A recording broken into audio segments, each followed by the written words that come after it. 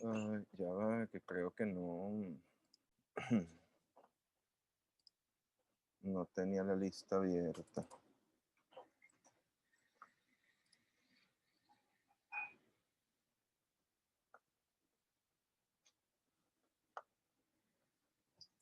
Voy a pasar una lista rápida.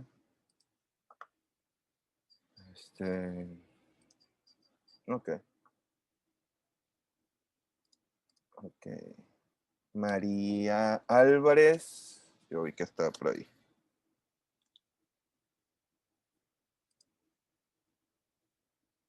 Si lograste conectarte, ¿verdad, María? Ah, no. Va y viene María. Melina Barreto. Ya está Melina. Dafne Carreño. Presente. Carelis González. Presente.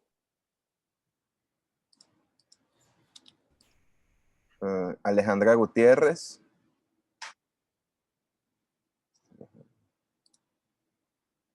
Oriana Echenique.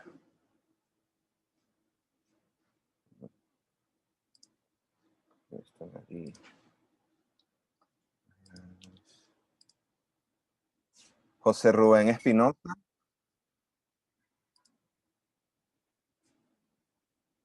José Rubén no está. Patricia Orellana. Presente. Mariana Pérez. Presente. William Rabat. Yo lo vi por ahí. Está bueno. Presente. Alejandro Rangel.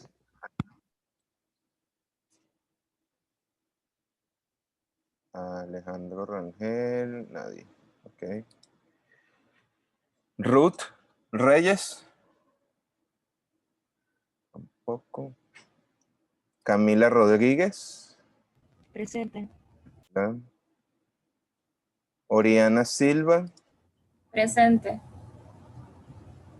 Darlene Siripol. Darlene no ha llegado. Oriana Echenique está llegando. Déjenme agregar a Oriana rápido. Ok. Darlene. Mari Sojo. Presente. Aleisa Nacarit Tarazona. Está Aleisa. Juan José Tobar. Juan José. Ahí está. Stephanie Valera. Presente. Eucaris Villarroel. Ok. Sabemos cuántos. 1, 2, 3, 4, 5, 6, 7, 11. Ok, vale. Ok. Bueno, ¿cómo amanecen hoy de la imaginación? ¿Cómo me les va con la imaginación esta mañana?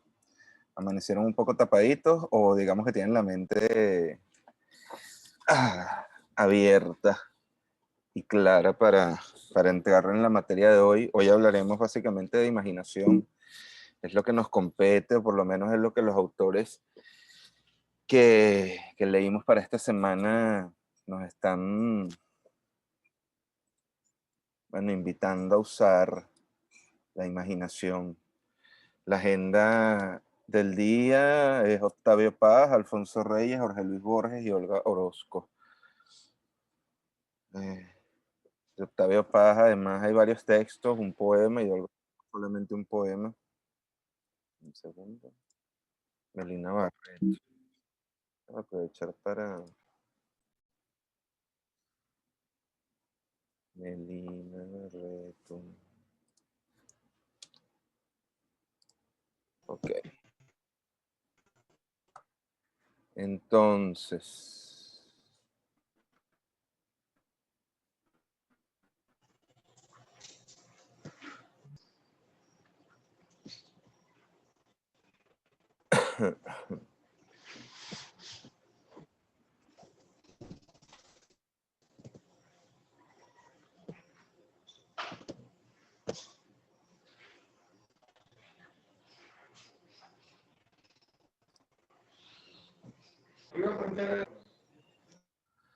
Ok, entonces, bueno, tenemos el primer texto de Octavio Paz. Estuvimos hablando la semana pasada un poco del lenguaje y de cómo el lenguaje fue una herencia y de toda la herencia acumulada a través de, bueno, de siglos con relación al lenguaje y cómo el lenguaje se transforma. Incluso de alguna forma tuvimos ejemplos de esa transformación del lenguaje y que la transformación del lenguaje parte básicamente de dos ramas, ¿no? En principio, la herencia lingüística, que es el castellano, lo que aprendimos de, del- de la herencia occidental, lo que nos ha heredado nosotros porque fuimos conquistados por los españoles, los brasileros porque fueron conquistados por los portugueses. Pero en nuestro caso lo que nos corresponde es el español, el castellano, ¿no? Pareciera ser que el tema que está en juego acá hoy es, ¿realmente hemos heredado el castellano? La semana pasada poníamos de ejemplo unas canciones de reggaetón y ustedes mismos eh, lanzaron algunas palabras que nos pertenecen más que todos los venezolanos y que si bien tenemos un idioma que nos unifica como continente, es un idioma que no es entendible ni comprensible para todo el mundo, que tiene muchas aristas y muchas taras. Y hoy, un poco con la lectura de Octavio Paz y de Borges, eh, nos daremos cuenta de cuáles son los motivos para que este idioma se transforme o mute con relación a lo que nosotros somos. Hablamos también la semana pasada de algo muy importante que corresponde básicamente al tema de la poesía, pero tenemos que entender que la poesía y que lo poético corresponde también a la naturaleza, ¿no? A lo natural. Cuando miramos los ojos, llevamos la mirada hacia las estrellas, eso es un acto de poesía en sí mismo, ¿no? Eh, Quizás pensamos que lo poético tiene unas estructuras muy definidas literariamente hablando, que sí, sí las tiene, hay unas reglas lingüísticas para generar poesía técnicamente hablando, para transformar y componer con las palabras un acto poético en palabras. Pero en el mundo, en la vida, nuestra presencia ya es un acto poético en sí mismo.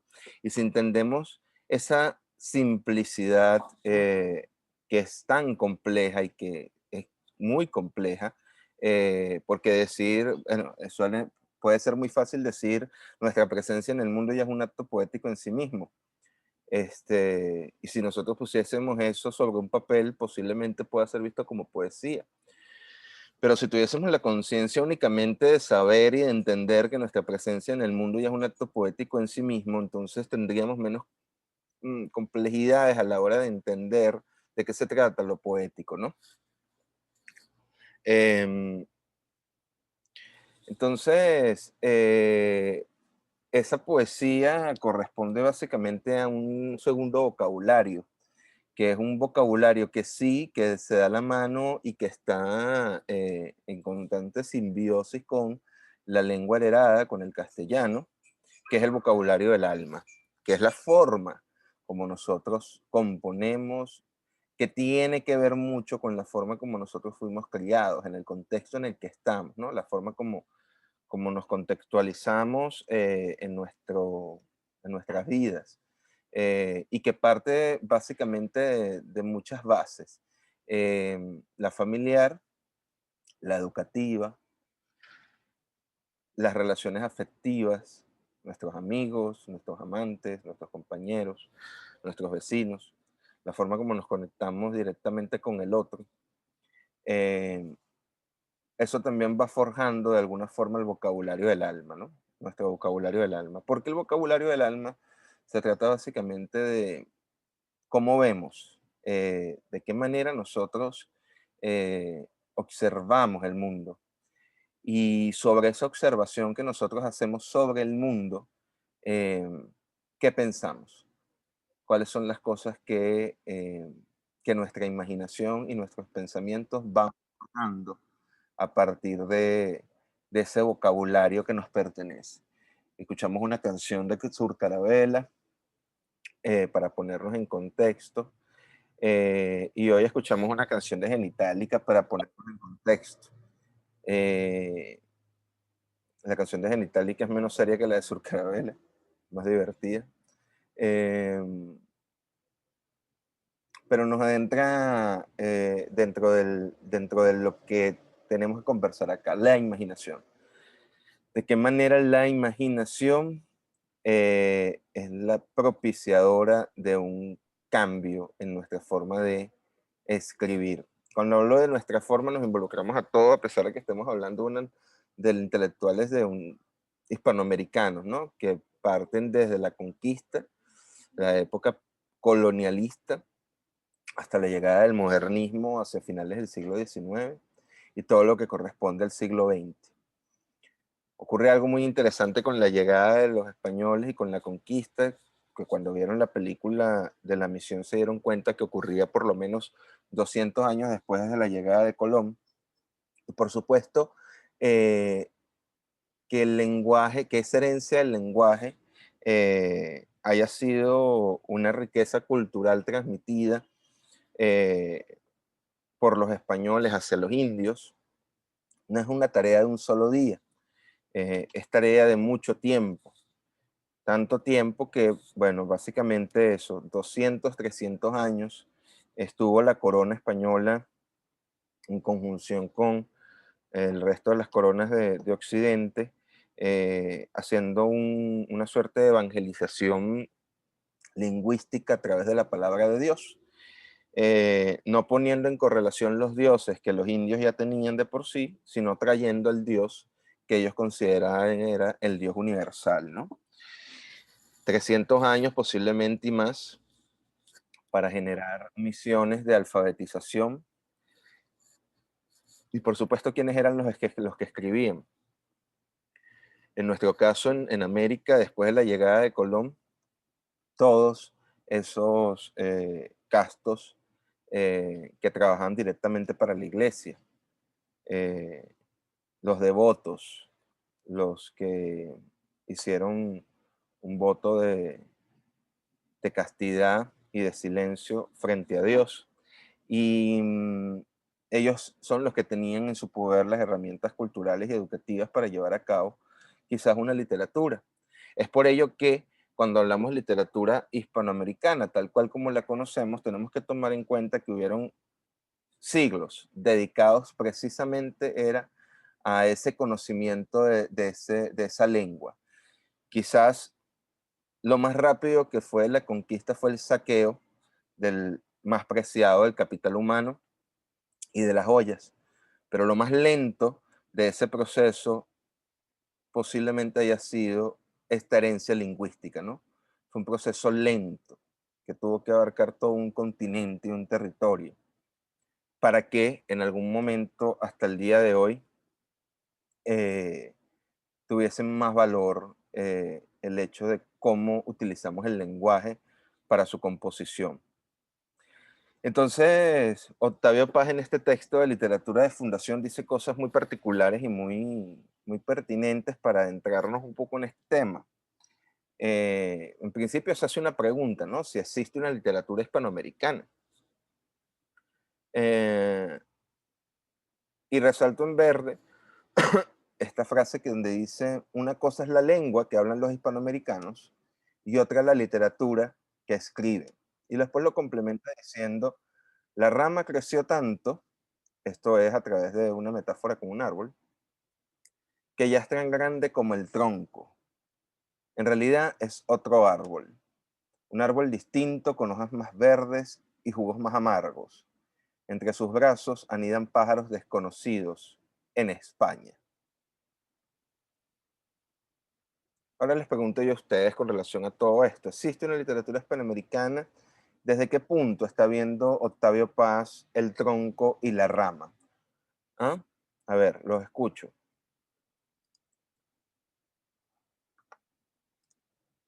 O los leo, dependiendo de cómo sea más fácil para ustedes. Él incluso menciona allí que una literatura siempre nace frente a una realidad histórica. Entonces creo que Ahora yo te pregunto, concuerdo con... Cuando dice él que una literatura nace frente a una realidad histórica, que es algo que está resaltado dentro del texto, y dice, sí, una literatura nace siempre frente a una realidad histórica y a menudo contra esa realidad. Pero pasados 500 años, ¿cuál podríamos decir que es la realidad histórica en este caso? Hablamos de una sola realidad histórica. No hablamos de muchas. Por ejemplo,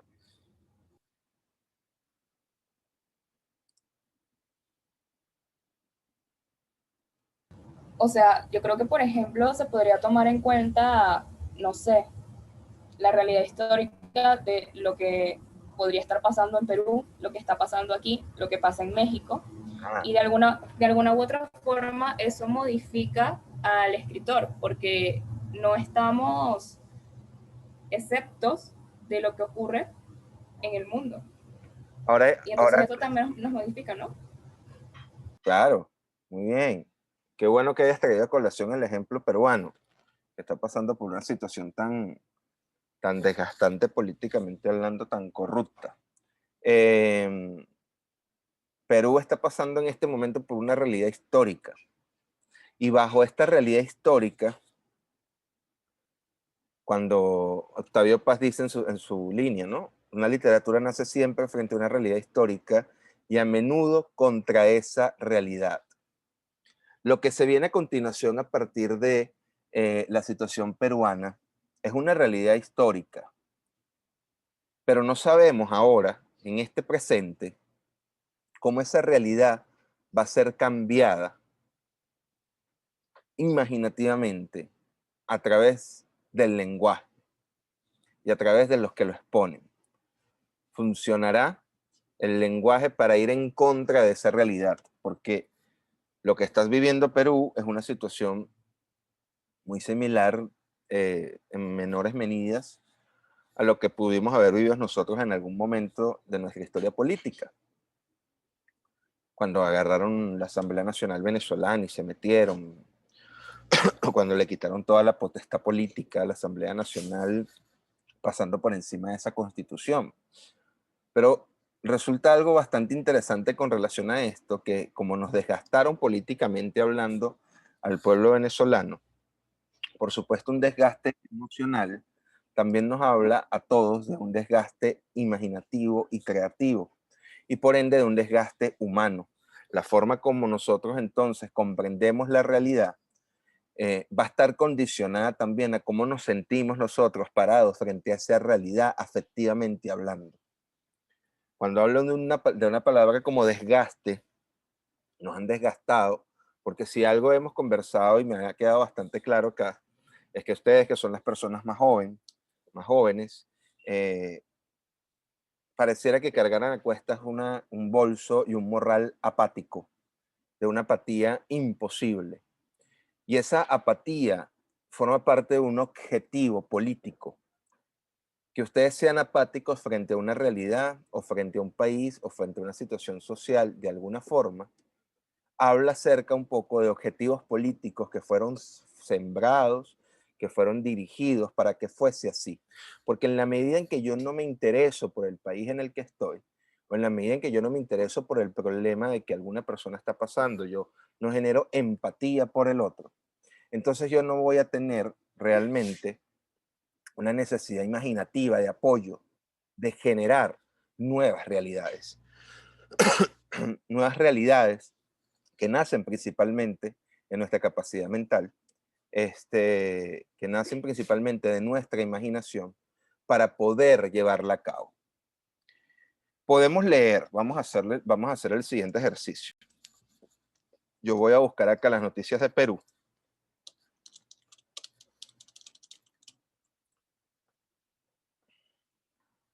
Voy a compartir pantalla un momento para que puedan verlo. Ok. Pongo Perú actualidad. Cerca de 213 millones de resultados en 0.54 segundos. Lo primero que aparece son videos. Los videos de los terribles disturbios por las calles de Perú ocurrió hace un día. Hace 2 horas, Manuel Merino renuncia a la presidencia de Perú. En vivo, pleno en el Congreso y vacancia a Vizcarra. Hace 22 horas, marcha nacional contra Manuel Merino, 14 de noviembre, centro de Lima.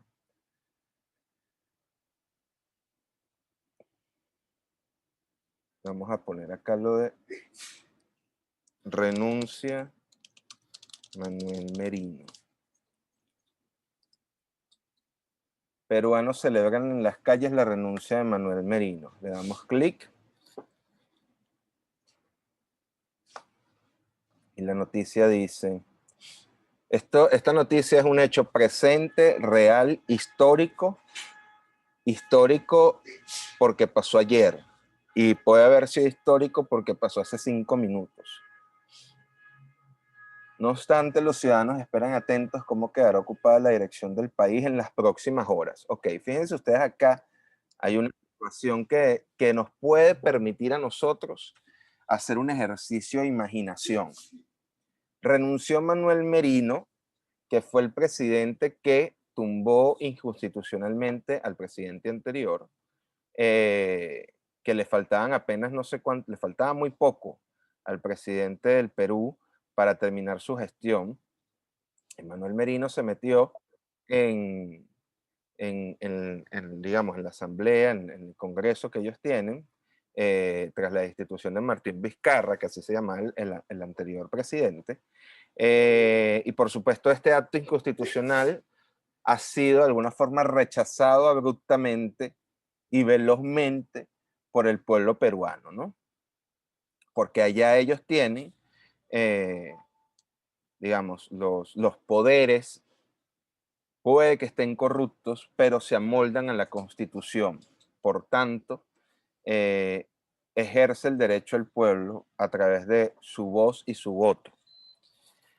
Y esto es invariable. Entonces dice acá, los peruanos celebran en las calles la renuncia de Manuel Merino. Manuel Merino, que se metió abruptamente para tumbar a Vizcarra, que le faltaba poco tiempo para terminar su mandato en Perú, renuncia finalmente a su acto vandálico, porque es un acto vandálico realmente. Y la pequeña nota que abre el titular es, no obstante, los ciudadanos esperan atentos cómo quedará ocupada la dirección del país en las próximas horas. O sea que dentro de un margen de horas hay un vacío, hay un suspenso. Y ese suspenso y ese vacío nos funciona a nosotros para intentar hacer un ejercicio de imaginación sobre lo que podría pasar. Como ninguno de ustedes entiende la situación política peruana, ni mucho menos se conoce la constitución peruana, no podríamos hacer un ejercicio absolutamente completo de imaginación con relación a lo que podría pasar en Perú en las próximas horas. Pero sí podríamos hacer un ejercicio metafórico con relación a si esta situación hubiese pasado en Venezuela, ¿qué creen ustedes que hubiese pasado o que estaría pasando en esas horas de suspenso antes de que se llegue realmente a ocupar la dirección del país? A ver, dejo abiertos los micrófonos para que juguemos este ejercicio imaginativo. Profe, disculpe, antes de responder esa pregunta, yo ayer en la noche estuve revisando Twitter, entonces había hecho como que una comparación de muchos venezolanos que habían escrito como, o sea, cómo se sentirían si en Venezuela estuviese pasando esa situación. Y tengo un tweet aquí que dice, cada vez que un país se levanta contra un tirano, siento tanta envidia, soy venezolano. En Venezuela tenemos 20 años soñando con protagonizar eventos que nos lleven a la libertad. Y lo único que hemos logrado es que nos maten y nos traicionen. Vamos Perú, ve por tu libertad. Y bueno, eso me hizo pensar, o sea, creo que nosotros nos sentiríamos en zozobra acá y con cierta alegría esperando un cambio. Pero como estamos acá y estamos viendo la realidad histórica de otro país, sentimos, o sea, nos sentimos mal, o sentimos envidia o nos sentimos miserables, por así decirlo, por eso, por no poder tener algo que tiene otro país, pero no lo buscamos tampoco. O sentimos que no es posible, porque ayer también había leído otro tweet que decía que nos matan, o sea, era un tweet altamente depresivo que lees el tweet y tú dices como que, ok, puedo sentirme así a veces, o en algún momento lo pensé y me sentí también de esa manera. Ahora tú dime una cosa, Oriana. ¿Tu imaginación cómo iría en contra de esa realidad? En contra, o Claro. sea, si no estuviese a favor de que estuviese pasando. No, no, ¿cómo es? A ver, a ti emocionalmente esta situación te genera un festival de emociones, ¿no? Porque uno lee, por supuesto, las apreciaciones de la gente en redes sociales y no es para menos, cualquiera queda deprimido. Pero entonces uno estando en una situación emocional de esa índole, entendiendo la realidad que nos ha tocado y que nos corresponde, nos debe generar ejercicios empáticos. Y vuelvo otra vez a una palabra que no deben olvidar, ejercicios utópicos. Cuando hablamos de utopía, también hablamos de imaginación, de imaginar, reimaginar la realidad. ¿Cuál sería para ti, en el caso que nos corresponde y de lo que acabas de leer, tu ejercicio de imaginación utópica? O sea, ¿cómo cambiarías tú? Si en ti correspondiera cambiar esa situación, ¿cómo lo cambiarías? ¿O cómo te lo imaginarías que sería el cambio? Porque a lo mejor no tienes que ser tú la que ejerce el cambio, pero puedes visualizar cómo podría cambiar la realidad fuera mientras tú eres una testigo de ella. Pensando en positivo, entendiendo que la situación es una mierda, entonces vayamos en contra de la realidad, que es lo que plantea un poco aquí Octavio Paz. Hay una realidad histórica y la literatura está ahí para verla y para ir además también en contra de esa realidad. Cuando nuestra imaginación va en contra de una realidad, estamos haciendo un ejercicio lúdico completamente de hacer exactamente lo mismo que hicieron los españoles con nosotros, inventarnos nuevas realidades. Ya nos quedó clarísimo de que América fue un invento. América es un invento, América fue una construcción, un invento. O sea, nadie descubrió nada, eso ya estaba ahí. Solo que vinimos y dijimos, lo descubrimos, ahora lo voy a llamar así. Y eso fue un ejercicio de imaginación absoluto, ¿no? ¿Cuál sería el ejercicio de imaginación? O sea, piénsenlo utópicamente hablando, bajo lo que estás comentando, Oriana. Yo creo que podría ser que alguien hable en los medios de comunicación, diga que van a haber elecciones libres y democráticas, estas elecciones se hagan sin ningún inconveniente, gane el, el, la persona que realmente el pueblo o el resto considere que es ideal, sea presidente y el país mejore de la noche a la mañana económicamente, socialmente y en todos los sentidos. Creo que esa podría ser la realidad utópica. Muy bien. ¿Quién más quiere darnos un destello imaginativo esta mañana con relación a estas realidades utópicas? ¿Quién tiene buena imaginación esta mañana y nos puede consagrar con su ejercicio inventivo?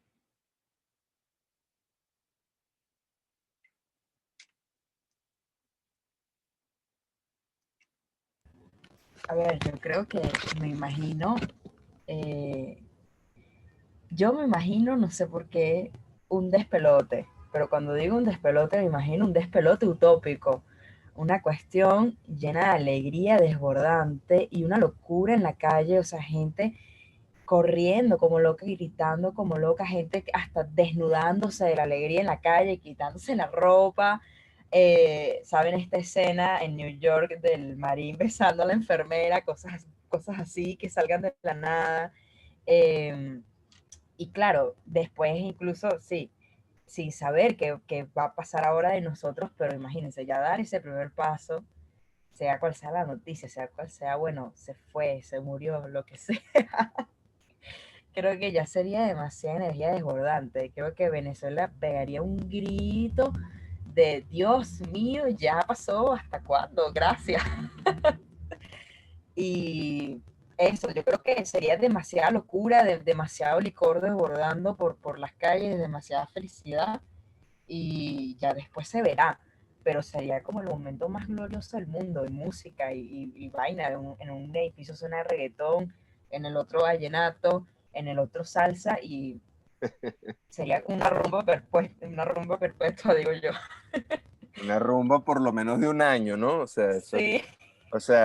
si nosotros hiciésemos otra vez un ejercicio de imaginación para cambiar una realidad histórica y pensamos, por ejemplo, en la sanación del Guaire como río, como flujo, y ya no pensemos en este momento, hagamos el ejercicio de imaginación de que el Guaire lo reconstruyeron, de que cambiaron su dinámica, de que lo sanearon y de que nosotros ahora los fines de semana, en un ejercicio de esparcimiento, así como algunos los domingos van a la Cotamila a correr, a pasear en bicicleta, a montar en patines, a caminar, a disfrutar de la ciudad de Caracas a la distancia con, bueno, esa vista imponente que nos da, que nos permite la cota 1000 del 360 no, pero sí de un 180 de Caracas muy amplio.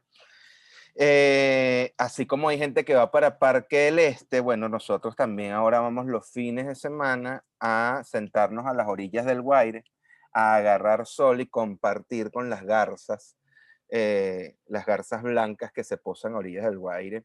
Resulta que ya no es un solo canal, sino que han hecho orilla para el Guaire y la gente se sienta en la orilla del Guaire a conversar, a ver los pájaros pasar, etcétera, etcétera, etcétera.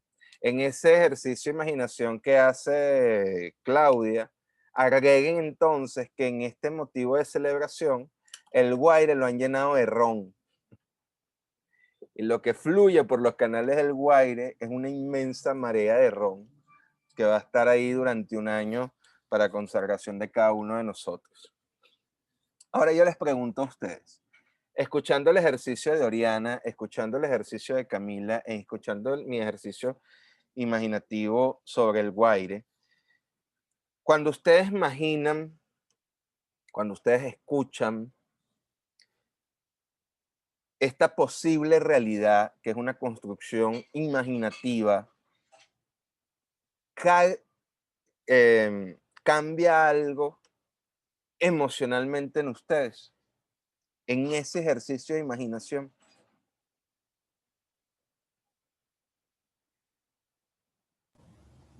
Sí, bueno, al menos yo siento calma o sí, me siento bien, o sea, cuando lo imagino me siento bien de lo que podría ser y con el Guaire digo, oye, qué fino que el Guaire tenga, o sea, que en vez de agua sucia que moleste, tenga ron para todos de manera libre. Ok. ¿Alguien más? Bueno, a mí me parecería un poco esperanzador. O sea, tal vez no pase, pero está como, imaginarlo te llena como esa pequeña esperanza de que pueda pasar, porque en este mundo puede pasar de...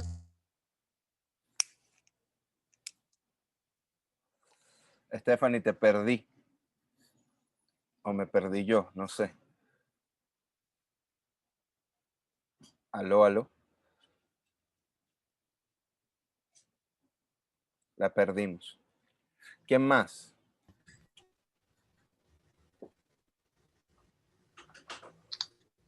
Stephanie, ¿estás ahí?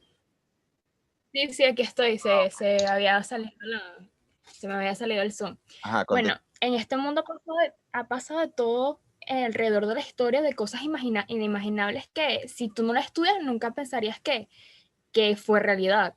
Entonces, esa pequeña imaginación utópica que tenemos sobre Venezuela eh, incentiva un poco a que te esperances y que lo creas, que podría suceder.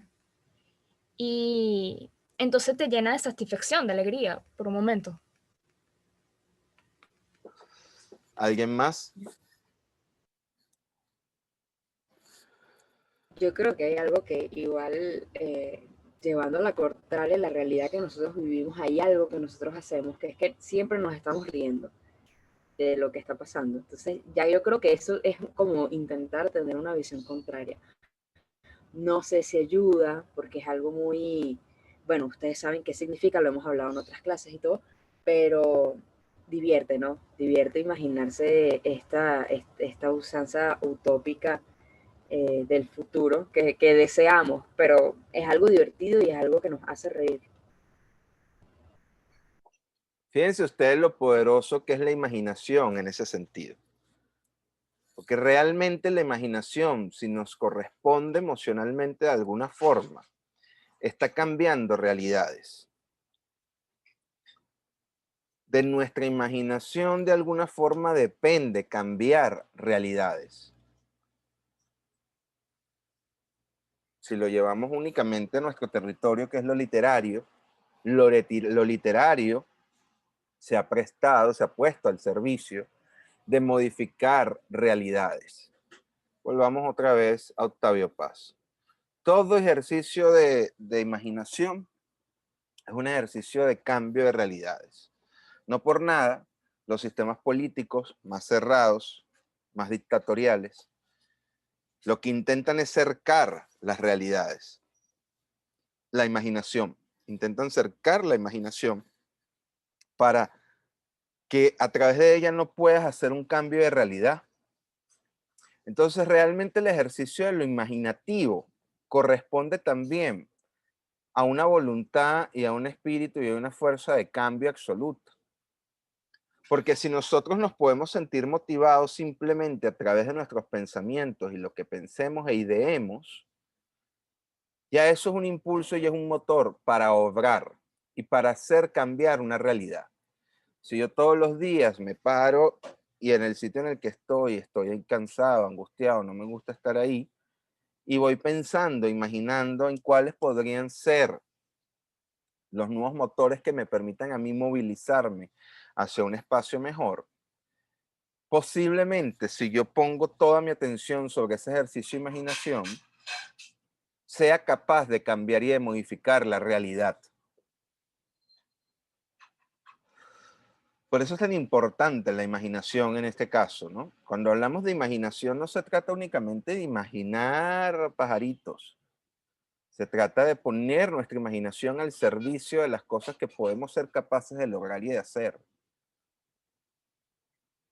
Porque nuestra imaginación también corresponde a una realidad de contexto. Eh, cuando el peruano ve que se meten en el Congreso y sacan a Vizcarra y meten a Merino, su imaginación empieza a elucubrar para generar realidades completamente distintas a la que está pasando en un contexto presente. En nuestro caso también fue así por mucho tiempo, pero el poder es mucho más salvaje, es mucho más bárbaro con relación a nuestra capacidad de imaginación. Y frente al poder, nuestra capacidad de imaginación se anula y nos vetan una posibilidad creativa de generar nuevos mundos, lo cual no quiere decir que sea imposible, de que se convierta realmente en una utopía nuestra capacidad imaginativa, sino de que tenemos que ser aún más creativos en la forma como debemos pensar e imaginar para poder obtener realmente lo que queremos. Podemos pensar, por ejemplo, que el acto migratorio forma parte de una imaginación de alarma y de alerta. Que 5 millones de venezolanos estén ahora fuera del país es una imaginación roja, en el sentido de que mi capacidad de cambiar de realidad está condicionada al espacio donde yo estoy, porque aquí no me veo siendo productivo 100%. Y debo escapar de esta realidad que es demasiado abrasiva. Eh, y eso de alguna forma genera una capacidad de vuelo, ¿no? De generar nuevas alas para la imaginación. Ah, bueno, ¿a qué país voy a ir? ¿Por qué voy a ir a ese país? ¿Qué voy a hacer en ese país nuevo?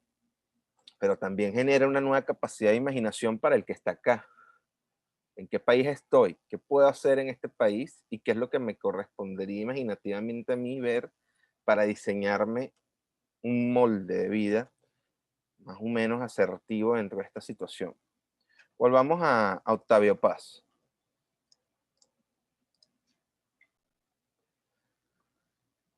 Entonces vuelvo otra vez al inicio de Octavio Paz. Una cosa es la lengua que hablan los hispanoamericanos y otra la literatura que escriben. Una cosa es lo que yo soy, una cosa es como yo estoy aquí hablando con ustedes, que es una realidad muy específica. En este momento tenemos una realidad muy específica frente a nosotros, que si la contextualizamos es de locos, ¿no?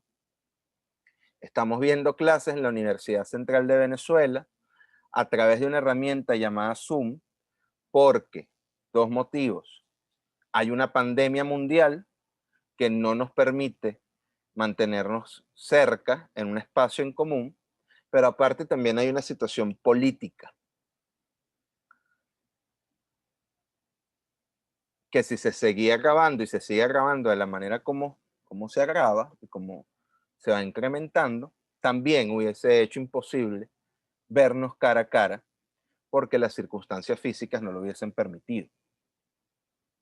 Entonces tenemos una realidad. Una cosa es nuestra realidad, así como una cosa es la lengua que hablan los hispanoamericanos. El castellano que hablan ustedes, el castellano que hablo yo, el castellano que hablamos los venezolanos, es una realidad. Y otra, la literatura que escribimos. Fíjense ustedes, como a través de un simple ejercicio de imaginación o un cambio emocional en ustedes. Cuando hablamos de ese cambio emocional, hablamos de un vocabulario del alma y hablamos de una forma de generar poesía completamente distinta, que está ligada absolutamente a nuestra imaginación. Porque la literatura que escriben los que hablan la lengua castellana es una literatura que está afianzada, tomada de la mano a múltiples variables, a múltiples contextos y a múltiples formas de ver, que tiene que ver también con la forma como nosotros soñamos. En la medida en que nosotros soñamos, en la medida en que nosotros imaginamos, podemos ser capaces de hacer que la rama del tronco de la que habla Octavio Paz sea mucho más fuerte y más grande que el tronco en sí mismo. Entonces, cuando Octavio Paz dice, una literatura nace siempre frente a una realidad histórica y a menudo contra esa realidad, es que la literatura también está generando nuevas realidades en torno a historias que ya pasaron. Yo podría ficcionar constantemente la llegada de Cristóbal Colón y hacer con ella lo que a mí me dé la gana. ¿Conocen a Tarantino? ¿Les gusta Tarantino? El director de cine norteamericano. ¿Han visto una película de Tarantino que se llama Bastardos sin Gloria? En Bastardos sin Gloria, en esa película, un grupo comando de soldados tiene como misión matar a Hitler y lo logran. Eso es absolutamente atentar e ir en contra de una realidad, porque la realidad es que Hitler, dice la historia, se suicidó en su búnker. Después de un genocidio máximo, ¿no? Pero cuando ustedes van al cine a ver esa película, o cuando ustedes se sientan en su casa, la ven desde su teléfono, desde donde ustedes vean películas, y ven Bastardos sin Gloria, y conocen la historia de la Segunda Guerra Mundial, y de lo que representa la figura histórica de Hitler, y ven, y como saben quién fue Hitler, y del daño que hizo a la humanidad entera, en un mundo específico, en un momento específico, entienden la magnitud del problema que fue Hitler cuando mandó a la cámara de gas y a campos de concentración e hizo fosas comunes con los judíos y por cualquier otra cantidad de gente. Y ustedes ven la muerte de Hitler en una pantalla que es una imagen que atenta contra la realidad, completamente imaginativa y fuera del contexto, pero real desde el mundo de la película, se genera en nosotros un cambio completamente emocional. Porque ya no es el Hitler cobarde que se suicida en el búnker, sino que es el acto de justicia que todos estábamos esperando cuando el grupo comando no solamente mata a Hitler, sino que lo vuelve carne molida a punta de metralleta, ¿no? Ver a Hitler siendo convertido en un molinero de carne con los miles de balas que caen sobre él, genera en nosotros un acto de justicia. Ese acto de justicia, que por imaginativo que sea, es real, porque está en esa película. Y atenta contra una realidad histórica que es la realidad que nosotros conocemos. Luego sigue más adelante Octavio Paz y dice, nuestra literatura es la respuesta de la realidad real de los americanos a la realidad utópica de América. Entendiendo que hemos conversado durante esta semana fuertemente sobre esto, cuando Octavio Paz dice y afirma esto, que nuestra literatura es la respuesta de la realidad real de los americanos a la realidad utópica de América, ¿a qué creen ustedes que a qué hace referencia?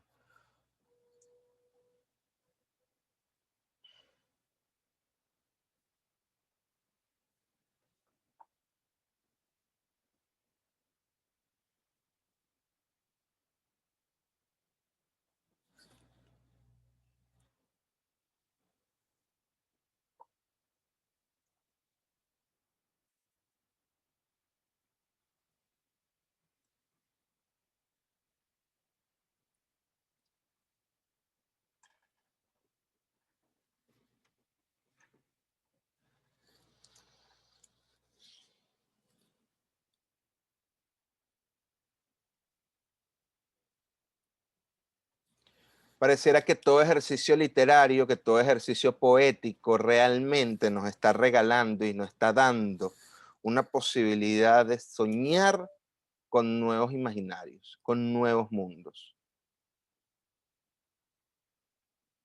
Si nosotros hiciésemos un ejercicio de escritura basado únicamente en la real, estaríamos haciendo constantemente ejercicios históricos. Pero si sabemos y entendemos de que nosotros como americanos o como occidentales que somos, no nos sentimos a gusto o tenemos un problema de identidad con el espacio que habitamos, porque estamos en Venezuela y no estamos en Madrid, por ejemplo. Nosotros creemos fuertemente que nuestro espacio es Madrid y no que es Caracas. Entonces la literatura está ahí constantemente para generar nuevas utopías y ya no ponernos a nosotros en Madrid, sino a convertir a Venezuela en el espacio ideal que nosotros soñamos para habitar y no en el despelote que tenemos. No se nos puede entender si se olvida que somos un capítulo de la historia de las utopías europeas. Exactamente. Tenemos ese fantasma habitando ahí constantemente en nosotros. Y ese fantasma es un movilizador para generar nuevos procesos imaginativos.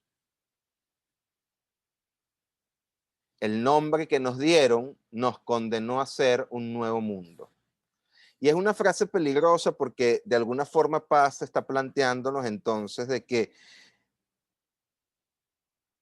nos obligaron o nos inventaron de esta manera, hemos quedado con este residuo espiritual puesto en un pasado a través de un ejercicio bárbaro como fue la conquista, y eso ha generado en nosotros una condena absoluta de vida, donde nuestra capacidad de soñar y de imaginar no está en la tierra que vivimos, sino que está en el deseo de anhelar y en el anhelo de estar en esa tierra que se nos negó, donde nos dejaron botados. Y nos han condenado no solamente a ser un nuevo mundo, sino a ser nuevas personas en ese mundo que habitamos, ¿no? Porque así como inventaron un continente, también inventaron un nombre para ese continente. Y parece ser que históricamente, bueno, el invento no les quedó bien. Durante más de 3 siglos, la palabra americano designó a un hombre que no se definía por lo que había hecho, sino por lo que haría. Un ser que no tiene pasado, sino nada más por venir, es un ser de poca realidad. Americanos, hombres de poca realidad, hombres de poco peso.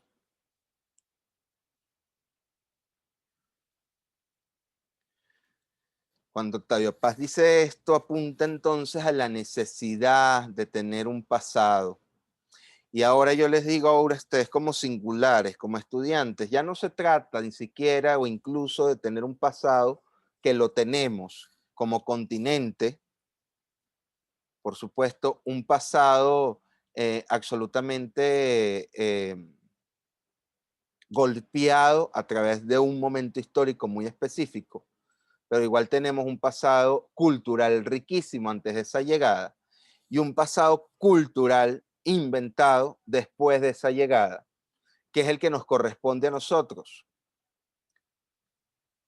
Pero es un pasado y son momentos históricos y fueron reales y existieron y están ahí. Así como ustedes existen y están ahí y tienen a su vez un pasado. Un pasado que corresponde a una línea de sangre familiar, que corresponde a una madre y a un padre, que corresponde a las líneas, los linajes que salen de cada uno de esos dos componentes que los crearon a ustedes. Porque así como tienen un padre, tienen unos abuelos paternos, y así como tienen una madre, tienen unos abuelos maternos. Pero ahora yo les pregunto a ustedes, ¿es culpa de sus abuelos maternos que ustedes sean personas de poca realidad o personas de poco peso? Si yo les dijera eso, es que ustedes no son reales y ustedes pesan poco, ustedes tienen un valor absoluto porque tienen un pasado que no existe, un pasado inventado. O sea, sus abuelos realmente no tienen ningún peso ni ningún valor tampoco. ¿Cómo se sienten ustedes cuando yo les digo esto?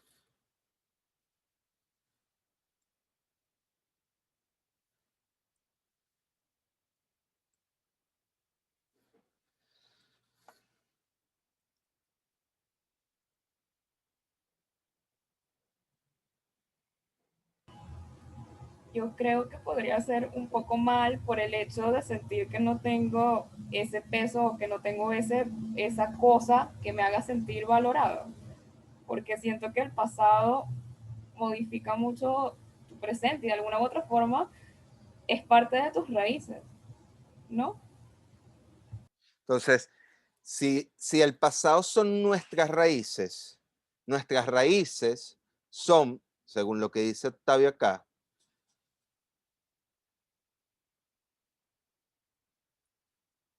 la realidad para impulsarnos hacia el futuro. O sea, depende de nuestras raíces, nuestra capacidad de imaginación. Por supuesto, si yo viví toda la vida en un solo espacio y en ese único espacio en el que yo viví, tuve una madre, tuve un padre, tuve unos hermanos, tuve unos abuelos que nunca se movieron de ese espacio y que no hacían nada en ese espacio. Simplemente estaban, habitaban sin nada. Comían porque tenían que comer, pero no trabajaban, no leían, no tenían tradición oral, o sea, no se contaban los cuentos familiares.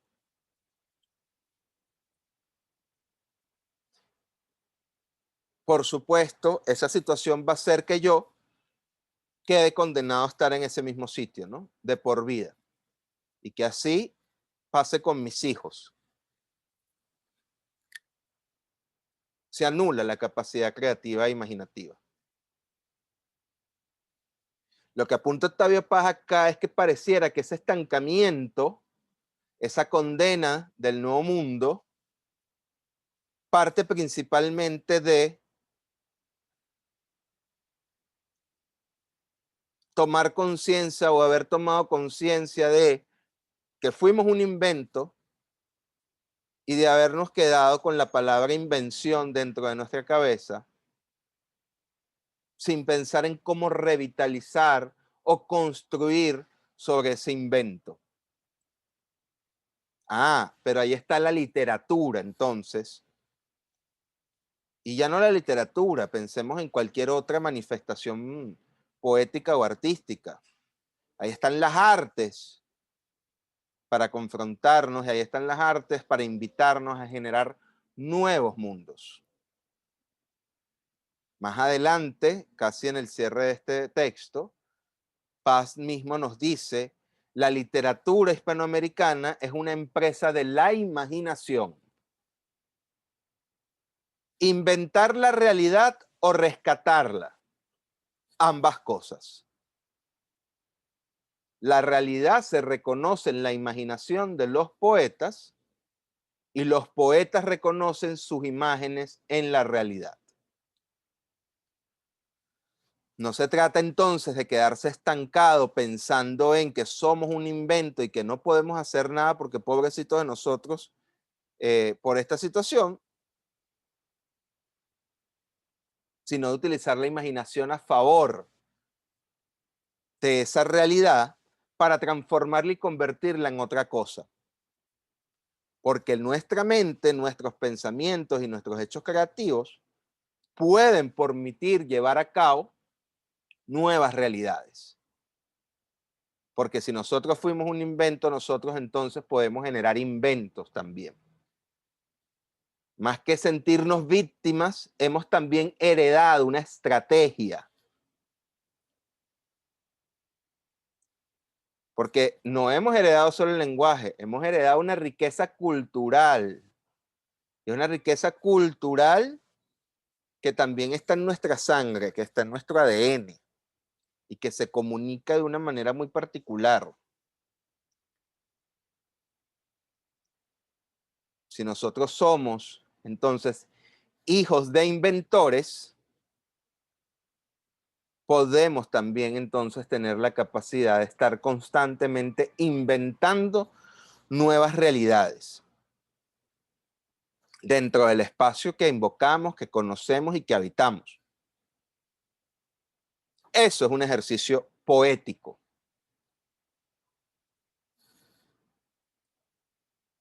Estar frente a una realidad histórica, pero siempre también y a menudo ir contra esa realidad. Generar nuevas realidades.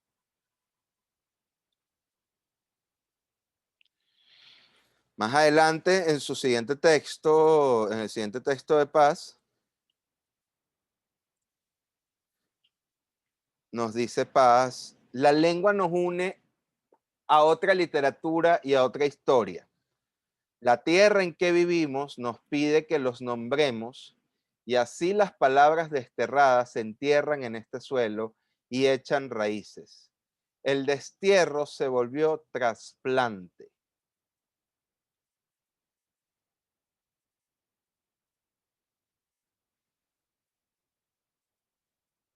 Son muchas imágenes puestas en un mismo párrafo.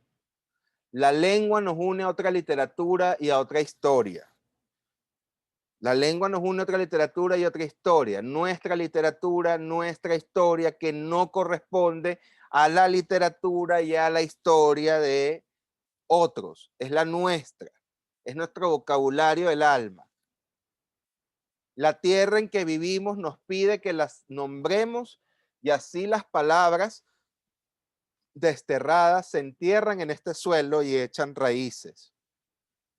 Mientras yo construyo y ejerzo poder imaginativo sobre el espacio en el que estoy, de la forma como hicimos el ejemplo hace poco, poniendo la metáfora de Perú de por medio como un espejo, mientras yo siga construyendo realidades imaginativamente, entonces yo podré inventar nuevas realidades realmente.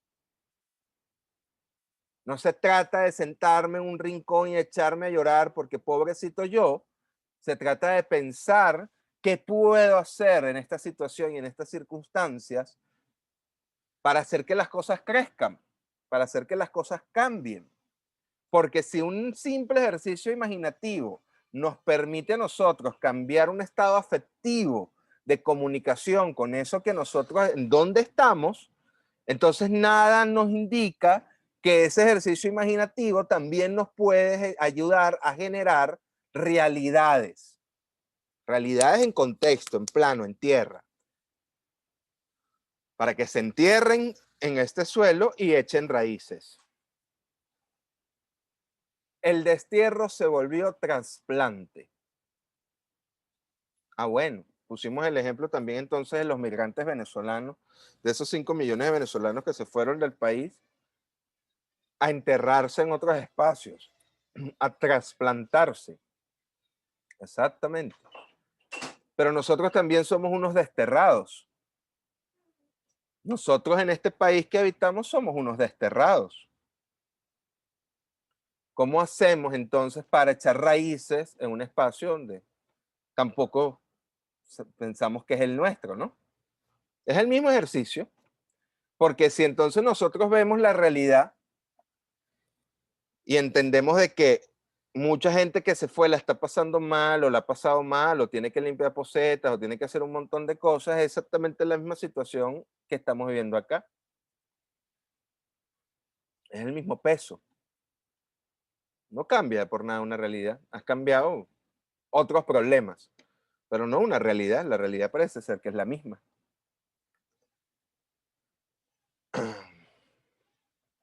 Luego Paz en este texto nos habla acerca de, bueno, de cómo la lengua no es el castellano lo que hablamos, o sí es el castellano lo que hablamos, ¿no? Emigrar a otro país, quedarme en este país, ¿hablo español o hablo castellano? ¿Qué es lo que hablo? Hablo venezolano.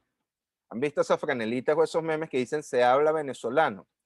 Por más de que parezca una ridiculez, es una realidad. Pues también puede existir la franela del se habla peruano, se habla boliviano, se habla argentino, y darse uno cuenta de que realmente una gente habla argentino, una gente habla peruano.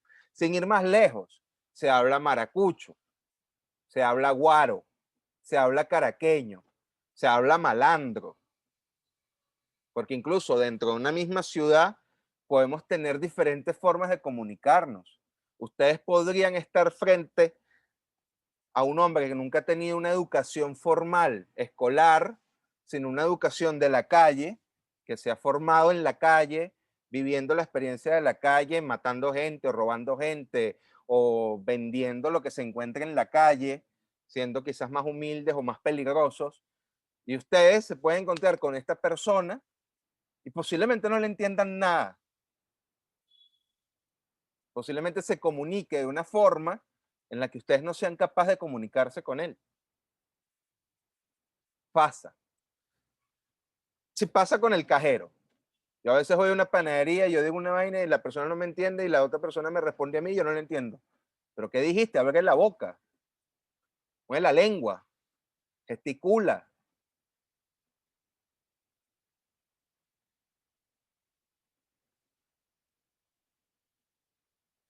Dice Paz en este texto, los hispanoamericanos se han dicho, hablamos una lengua que no es nuestra y que solo podemos poseer a través de la violencia.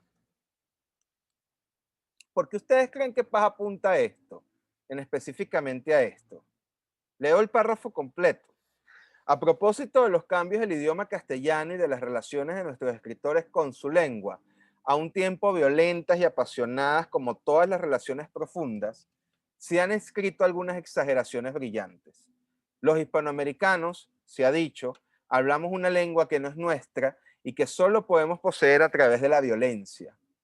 Cada obra genuinamente hispanoamericana es un acto de conquista pasional, un misterio entre religioso y erótico, en el que el escritor sacrifica las palabras europeas en el altar de la autenticidad americana. Los libros hispanoamericanos chorrean sangre verbal.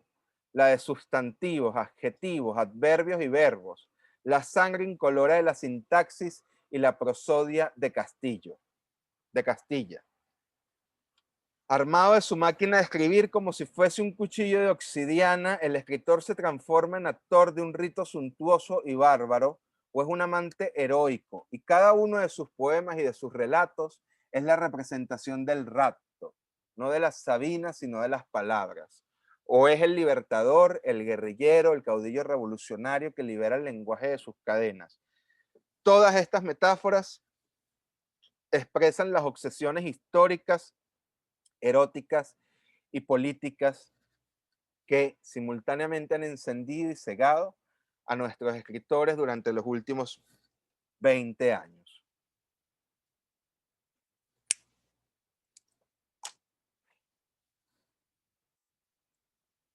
Los hispanoamericanos, se ha dicho, hablamos una lengua que no es nuestra y que solo podemos poseer a través de la violencia. Se ha dicho.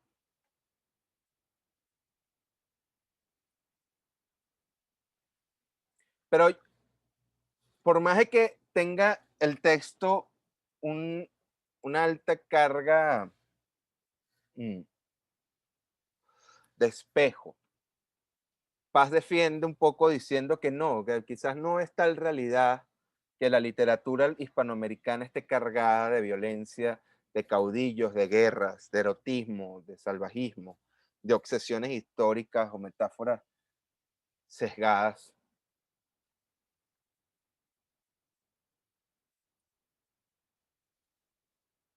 Les pregunto a ustedes, por ejemplo, poniéndonos en Venezuela, ¿no creen que el ejercicio metafórico de la violencia es una realidad absoluta dentro de la creación artística? Pues sí. ¿Por qué dices que sí, José? Bueno, bueno, solo sé que se muestra, no sé cómo describirlo un poco más alargado, ¿no? ¿Qué es lo que has visto? ¿Qué es lo que has leído? ¿Qué es lo que has consumido que te lleva a decir sí? Esto es posiblemente que nuestra arte esté consumida por una alta carga de violencia.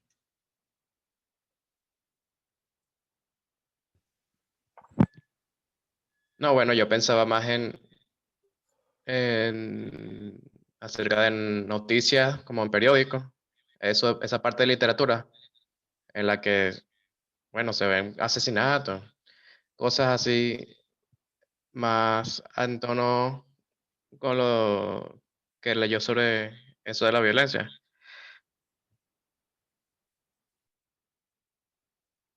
Bueno, nuestra realidad es violenta. Y pareciera que tenemos una necesidad de escaparle a la violencia, de hacerle la vista gorda a la violencia, ¿no? Durante muchos años se criticó que el cine venezolano durante los 80 y los 90 era un cine de putas y malandros. ¿Por qué cuestionas una realidad? Es exactamente echar la vista gorda, ¿no? Frente a la realidad. Decir que el cine venezolano es de putas y malandros, principalmente no era una realidad. Había otro cine también, pero había un cine de putas y malandros. Que existiese el cine de putas y malandros no era un problema. El problema es que el país tuviese tantas putas y malandros como para que el cine tuviese la necesidad de exponerlo y de presentarlo. Decir que Venezuela no está en un proceso político complejo, pasando por una hiperinflación, o de que el venezolano ha perdido 10 kilos a lo largo de un año, menos de un año, en 2020, porque la situación económica es tan grave que la gente ahora tiene que consumir menos comida, no tiene la capacidad económica para consumir la comida, porque además hay una dolarización en proceso que es fatal y que es atroz para la economía de los bolsillos de la persona que vive el día a día y que quizás no tiene cómo conseguir dólares, porque hay gente que es así, a pesar de que, bueno, hay mucha trampa y hay mucho vivo y hay mucho pícaro, y hay muchas formas de ganarse la vida en este país siendo pícaro. Decir que eso no existe o que eso no es un problema es también voltearlo, ¿no? Es también hacer la vista gorda o es tapar el sol con un dedo.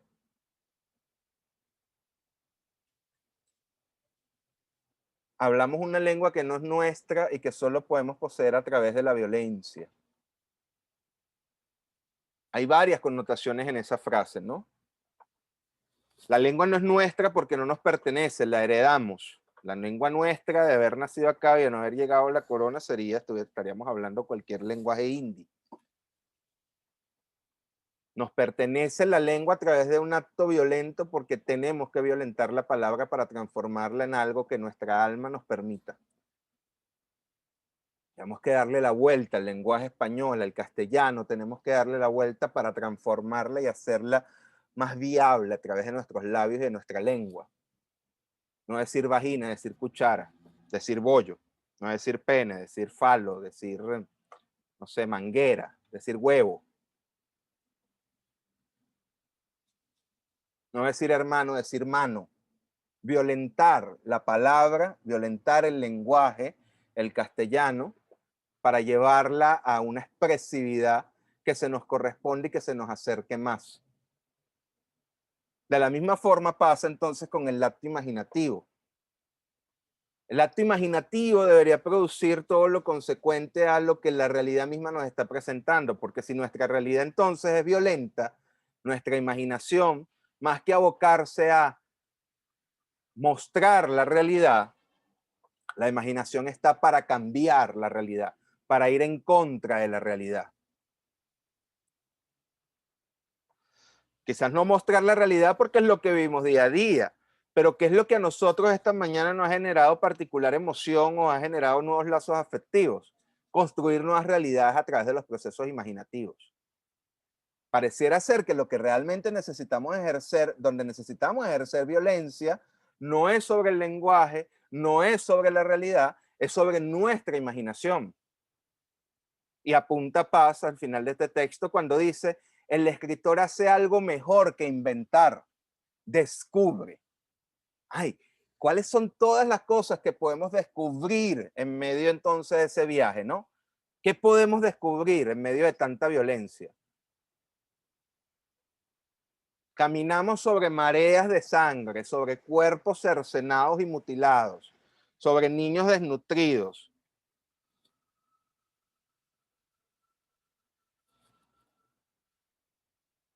¿Cuál puede ser el mejor descubrimiento en medio de un contexto tan terrible? Nuestra imaginación nos debería poder llevar entonces a ver crecer flores y árboles sobre esos cuerpos tirados en medio del camino.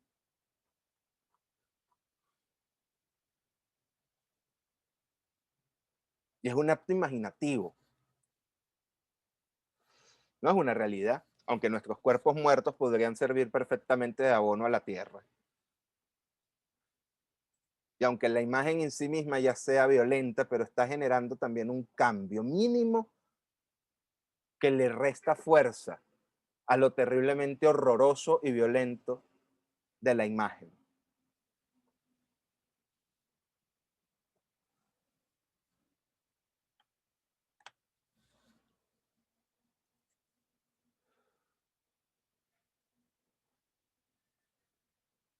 Dice Alfonso Reyes en su pequeño texto, en este párrafo tomado y agregado notas sobre la inteligencia americana, una pequeña frase.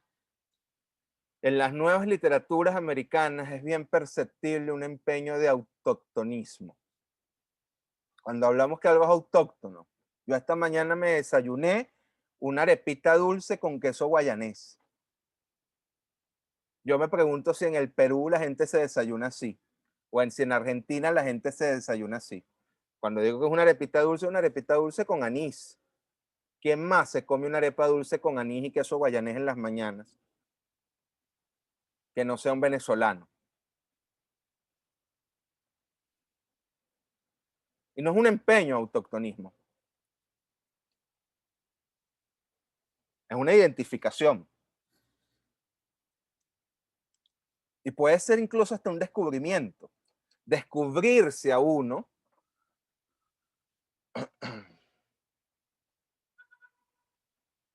dentro del espacio en el que está, dentro de la tierra que habita, dentro del contexto, descubrirse a uno generando ejercicios empáticos gastronómicos o literarios con lo que habita, ¿no? Voltear un poco la mirada ya no quizás hacia el cine de Hollywood, sino decir, a ver, en nuestro pasado más reciente, es verdad lo que el profesor dice, que el cine de los 80 no lo que el profesor dice, lo que replica el profesor, que el cine de los 80 era un cine de putas y malandros. Bueno, voltear la mirada hacia el pasado y meterse, investigar y decir, déjenme buscar cine de putas y malandros de los 80 venezolanos. Y se darán cuenta de que posiblemente sea una realidad. Veamos tres. Voy a poner 3 trailers para ustedes de 3 películas.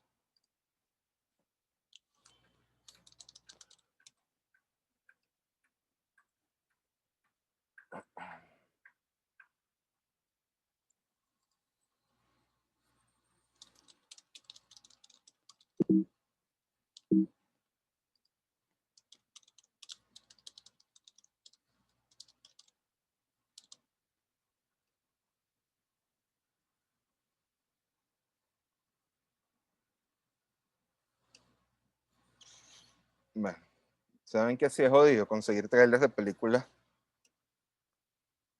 venezolanas.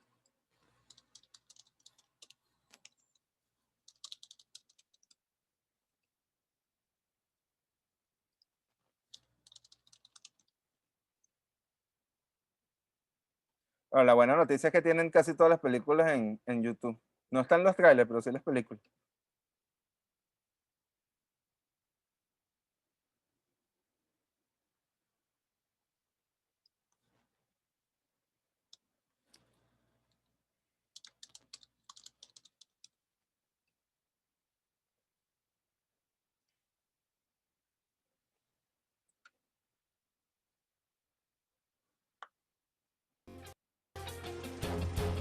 Te ves y vives homenaje al séptimo arte hecho en Venezuela.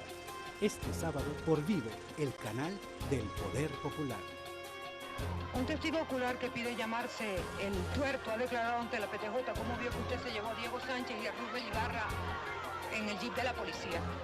Un matrimonio desigual que marca su destino, basada en un hecho real. Macu. Toma este. Anda, escribe tu nombre. Macu, la mujer del policía. Por Vive, el canal del Poder Popular.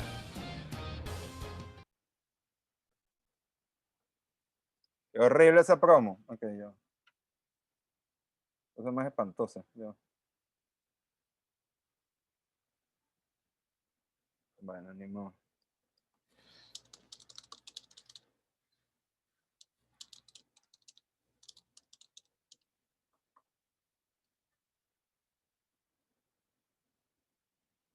Qué fuerte. Todos los que han presentado películas venezolanas en el canal del Estado. Qué desgracia.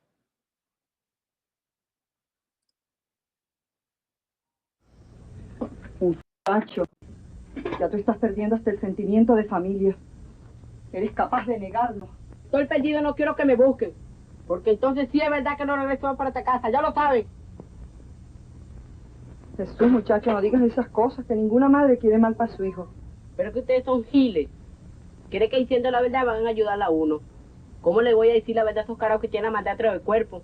Yo conozco muchos policías que tienen familia. Sí. Ellos también son humanos. Humanos. Si fueran humanos buscaran otra clase de trabajo. Y no ese de dar patadas y rolazo y disparar a matar cuando uno corre.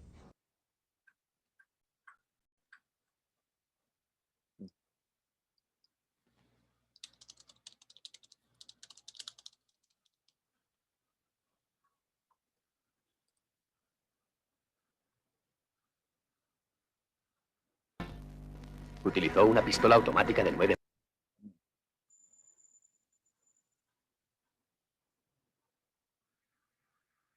Bueno, no hay ni un solo tráiler. Están todas las películas completas, pero no están los trailers. Ok. Déjame volver acá. En las nuevas literaturas americanas es bien perceptible un empeño de autoctonismo que merece todo nuestro respeto, sobre todo cuando no se queda en el fácil rasgo de color local, sino que procura echar la sonda hasta el seno de las realidades psicológicas. Este ardor de pubertad rectifica aquella tristeza hereditaria, aquella mala conciencia con que nuestros mayores contemplaban el mundo sintiéndose hijos del gran pecado original de ser americanos. Para usar una palabra de nuestra Victoria Ocampo, los abuelos se sentían propietarios de un alma sin pasaporte.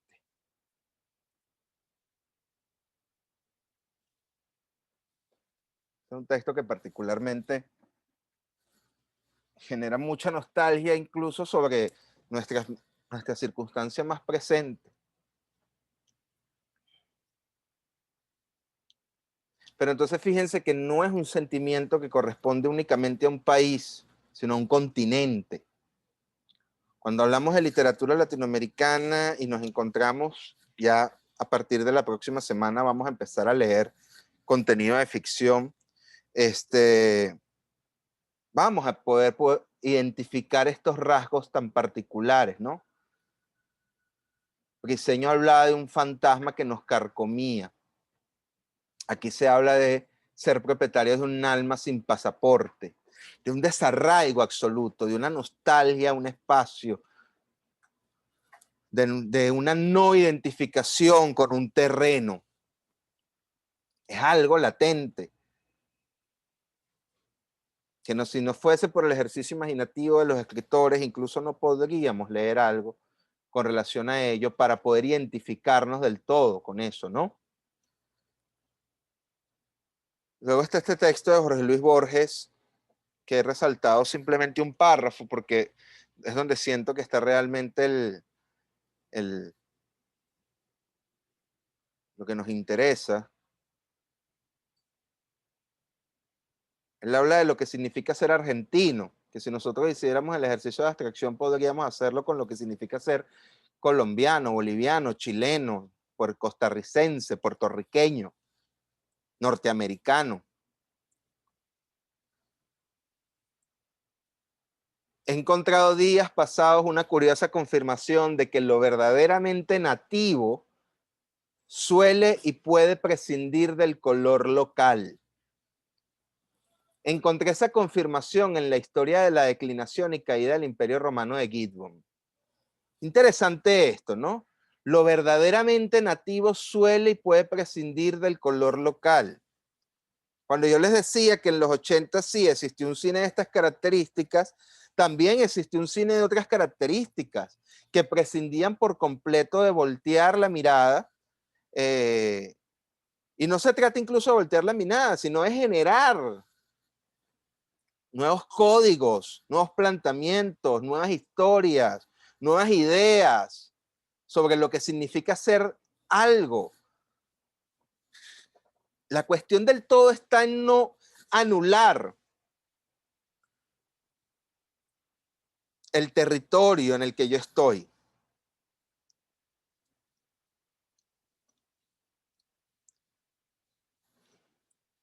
Gibbon observa que en el libro árabe por excelencia, en el Alcorán, no hay camellos. Yo creo que si hubiera alguna duda sobre la autenticidad del Alcorán, bastaría esta ausencia de camellos para probar que es árabe.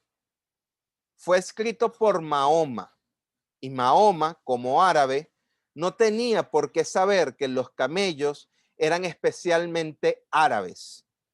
Eran para él parte de la realidad. No tenía por qué distinguirlos. En cambio, un falsario, un turista, un nacionalista árabe, lo primero que hubiera hecho es prodigar camellos, caravanas de camellos en cada página. Pero Mahoma, como árabe, estaba tranquilo. Sabía que podía ser árabe sin camellos.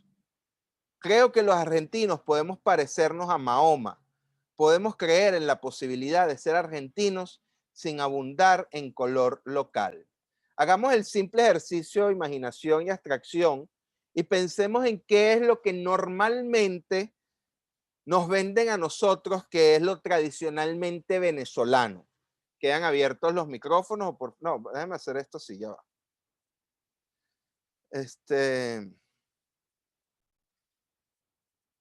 Ok, los escucho y voy anotando. La arepa, que es lo primero. ¿Qué más? El Ávila. Ajá, ¿qué más?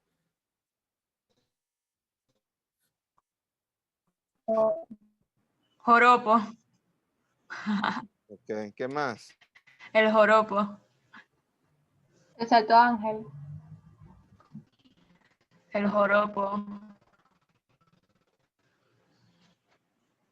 ¿Qué más? Las danzas folclóricas. Hay millones de danzas folclóricas. Ok, ¿qué más?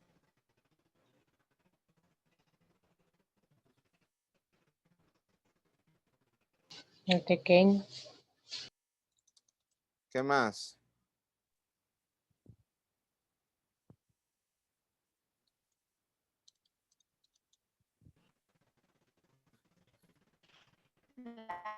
El mismo universo, no sé, las mujeres más bellas.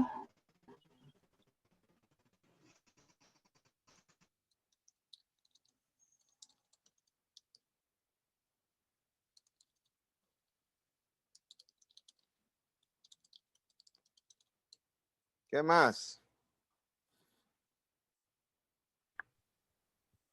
No sé si el chihuire, no sé.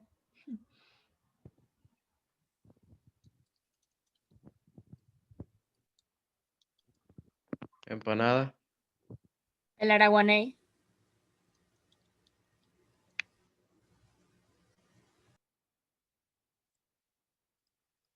¿Qué más?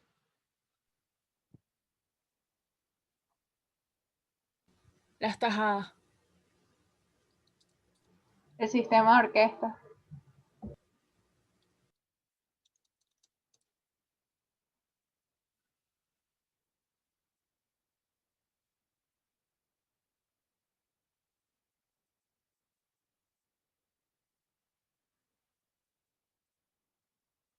Ya, eso es todo.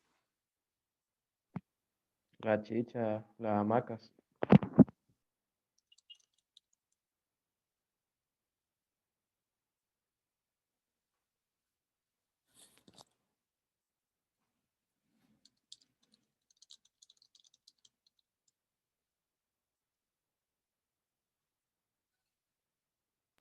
Las hallacas.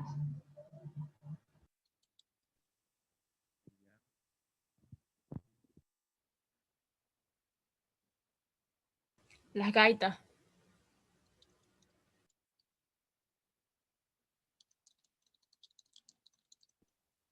El llano.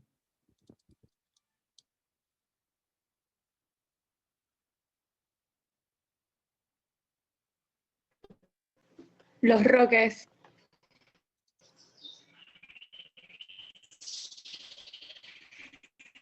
Ok. Digamos entonces que tenemos acá una lista de lo que normalmente estamos acostumbrados a ver literariamente en cualquier espacio donde se hable bien de Venezuela. Yo les pregunto a ustedes, ¿únicamente esto que se pone en esta lista identifica a Venezuela o al venezolano con ser venezolano?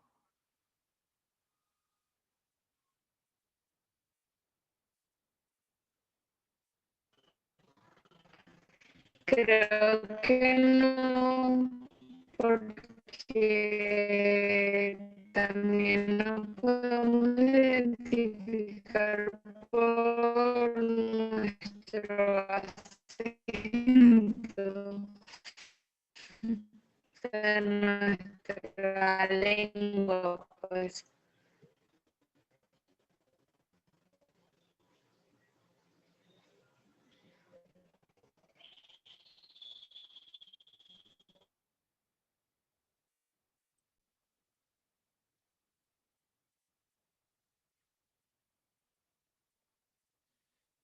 He encontrado días pasados una curiosa confirmación de lo que verdaderamente nativo suele y puede prescindir del color local.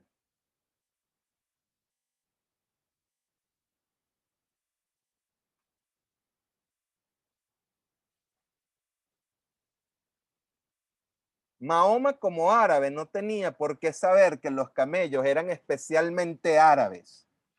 Eran para él parte de la realidad.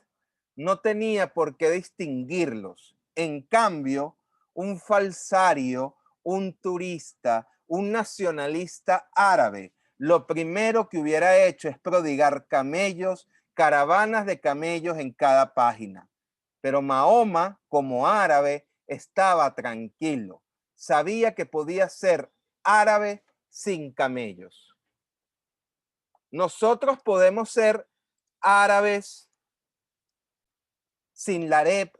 Nosotros podríamos ser venezolanos sin la arepa, el ávila, el joropo, el santo ángel, el tequeño, las guacamayas, las mujeres más bellas del mundo, las mejores playas, el chigüire, la empanada, el araguané, las tajadas, el sistema de orquesta, la chicha, la hamaca, el puente sobre el lago, las hallacas, las gaitas, el dulce de lechosa, el llano, los roques. ¿Podríamos seguir siendo venezolanos sin eso? Sí. ¿Y qué es lo que nos identificaría a nosotros realmente entonces con ser venezolanos?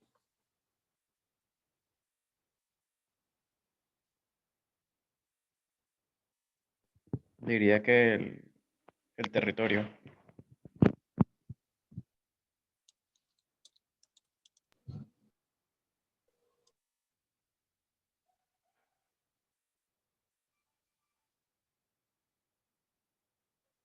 Exactamente. Un país. Y un país es más que la vanagloria de sus símbolos. Son Fíjense como muy ustedes. dolorosas. O sea, la situación actual, la historia, o sea, son cosas horribles. Es mejor decir que la arepa es venezolana, decir que, perdón, a decir que, no sé, Claro, que pero las otras cosas sí lo son. Pero eso es, fíjate tú lo interesante que hace Borges acá. Borges dice, Mahoma, ¿ustedes saben quién fue Mahoma? Si no saben quién fue Mahoma, vayan ya después de esta clase y busquen en Google Mahoma. Para que entiendan la magnitud de esto. Porque Mahoma se sabía árabe sin darle connotación al hecho de que en su país habían camellos. Así como yo me puedo saber venezolano sin la necesidad de estar señalando simbólicamente lo que a mí me representa como venezolano. Porque yo soy más que una arepa, que una montaña, que un tequeño, que una guacamaya, o que un dulce de lechosa. Yo soy más que eso. El país es más que eso. Fíjense ustedes, además, el calificativo denotativo que le da Borges a quienes suelen emplear estos términos para decir qué significa ser un falsario, que es un falso, un turista,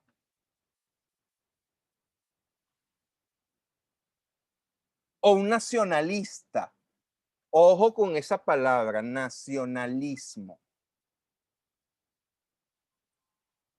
Porque qué más nacionalista que la situación que estamos viviendo, ¿no? Y es por ello que para realzar el nacionalismo tenemos que poner sobre el tapete símbolos que realcen el valor que tiene el país. Pero ojo, nacionalistamente hablando, yo realzo el símbolo del valor que tiene el país, pero por detrás de ese símbolo estoy destruyendo el país.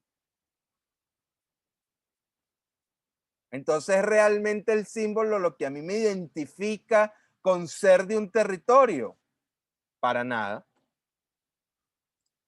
Es lo que nos viene a decir Borges.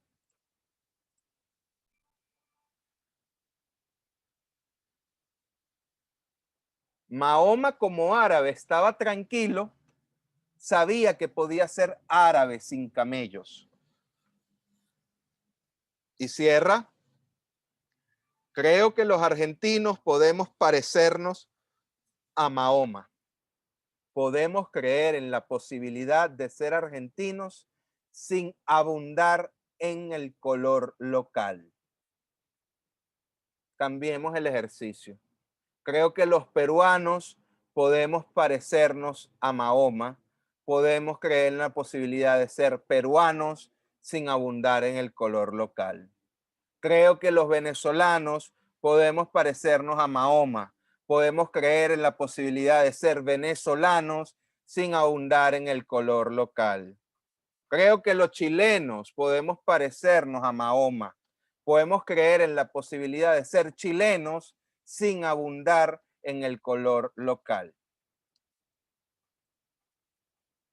Porque la conexión real que yo tengo con lo que soy proviene de un vocabulario abstracto que no parte necesariamente del lenguaje, sino de mi vocabulario interno, de mi contexto. Yo no soy el símbolo. Yo me identifico y me puedo conectar con el símbolo, pero yo no soy eso. Yo puedo ser muchas cosas más. Y ahí es donde entran los procesos imaginativos.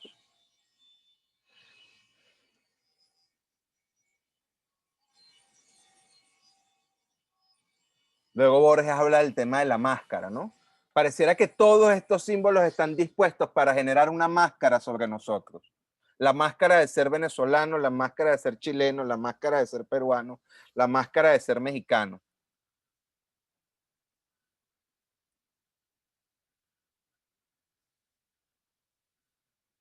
La máscara de ser quién soy, qué soy yo, ¿no? Soy más que un nombre también. Oriana es más que Oriana, María José es más que María José, Camila es más que Camila. Son más que el nombre también, a pesar de que el nombre los identifique. Jesús es más que Jesús.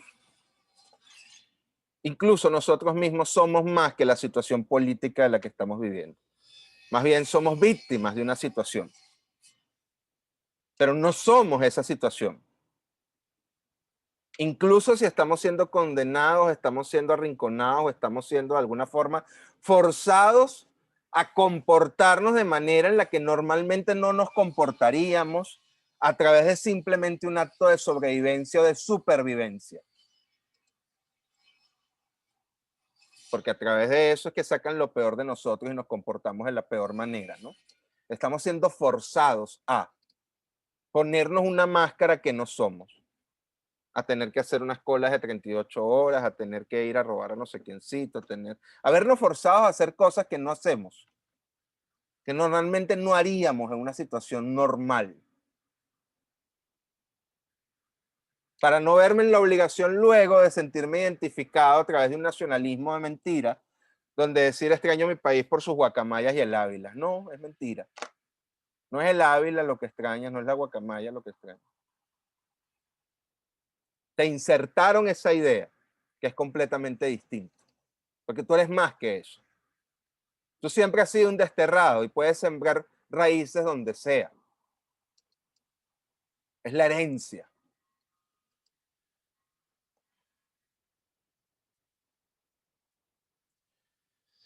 Luego están los dos poemas finales, el de Octavio Paz que se llama Fábula. Me gustaría que alguno de ustedes, si lo lee bien en la pantalla, alguien lo tiene en la mano, por favor que lo lea para nosotros.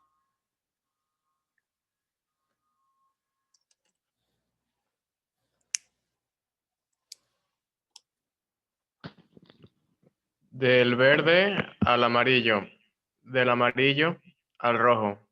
Ya va, del sueño. te comiste un pedazo.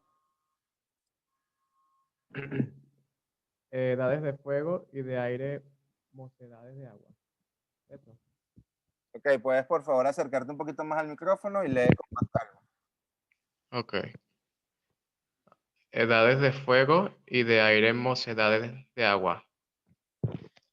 Del verde al amarillo, del amarillo al rojo, del sueño a la vigilia, del deseo al acto.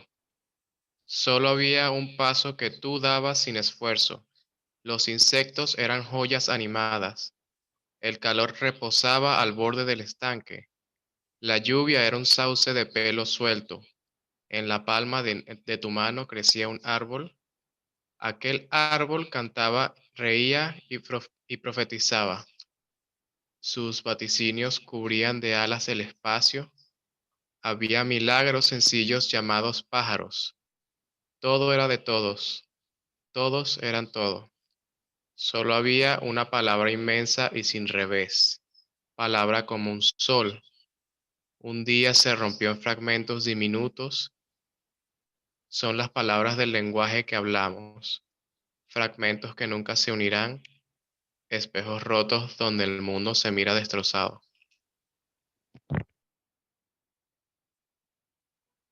¿Qué nos está fabulando Paz acá, chicos y chicas?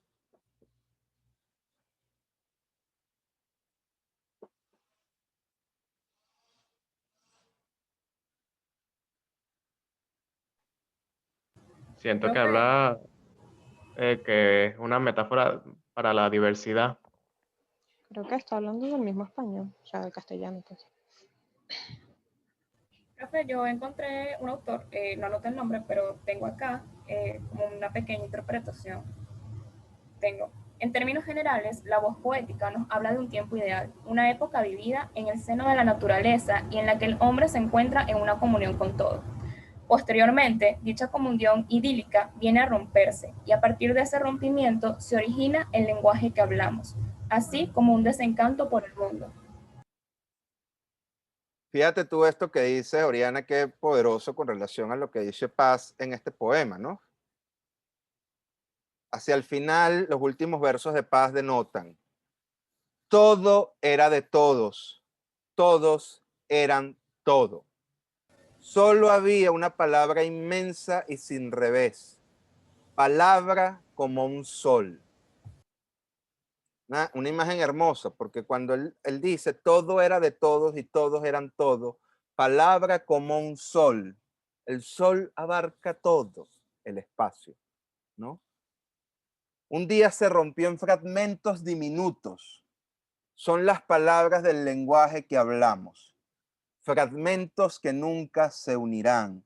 Espejos rotos donde el mundo se mira destrozado.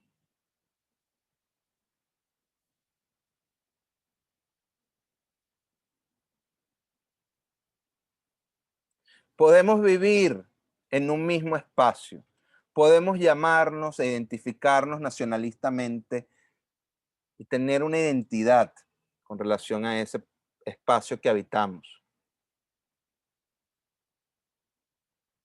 Nos han inventado, nos vamos descubriendo, pero ese descubrirnos está pareciera condenado al fragmento de espejo que nos ha tocado, en el que nos ha tocado vernos y reflejarnos.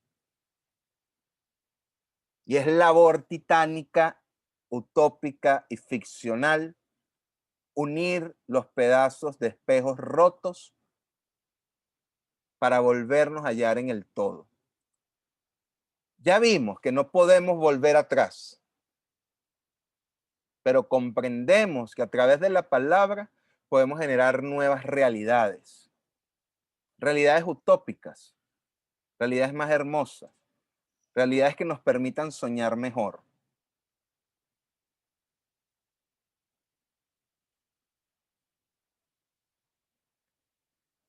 ¿Quién lee el poema de Olga Orozco, Con esta boca en este mundo? A ver, yo lo tengo por acá. Voy. Con esta boca en este mundo. No te pronunciaré jamás, verbo sagrado, aunque me tiña las encías de color azul, aunque me ponga debajo de mi lengua una pepita de oro, aunque derrame sobre mi corazón un caldero de estrellas y pase por mi frente la corriente secreta de los grandes ríos. Tal vez hayas huido hacia el costado de la noche del alma. Es el que no es posible llegar desde ninguna lámpara, y no hay sombra que guíe mi vuelo en el umbral, ni memoria que venga de otro cielo para encarnar en esta dura nieve donde solo se inscribe el roce de la rama y el quejido del viento. Ni un solo temblor que haga sobresaltar las mudas piedras. Hemos hablado demasiado del silencio. Lo hemos condecorado lo mismo que una vigía en el arco final, como si en él yaciera el esplendor después de la caída, en el triunfo del vocablo, con la lengua cortada. Ah, no se trata de la canción, tampoco del sollozo. He dicho ya lo amado y lo perdido. Trabé con cada sílaba los bienes y los males que más temí perder. A lo largo del corredor resuena la tenaz melodía. Retumban, se propagan como el trueno, unas pocas monedas caídas de visiones o arrebatadas a la oscuridad. Nuestro largo combate fue también un combate a muerte con la muerte. Poesía. Hemos ganado. Hemos perdido. Porque, ¿cómo nombrar con esta boca? ¿Cómo nombrar en este mundo con esta sola boca, en este mundo con esta sola boca?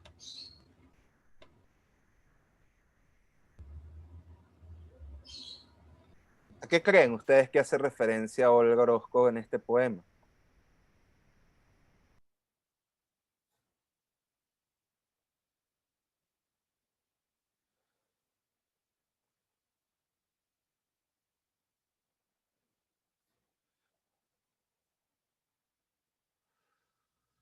¿Cómo nombrar con esta boca?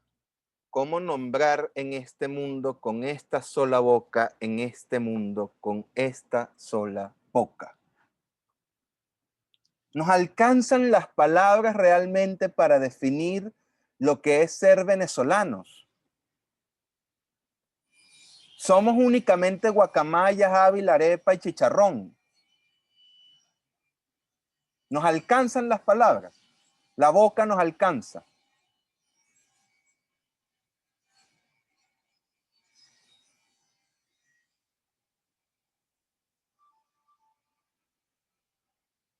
Si no nos alcanzan entonces las palabras y el verbo para nombrar las cosas, para identificarnos, para saber lo que somos, entonces, ¿qué tenemos? ¿Qué nos queda?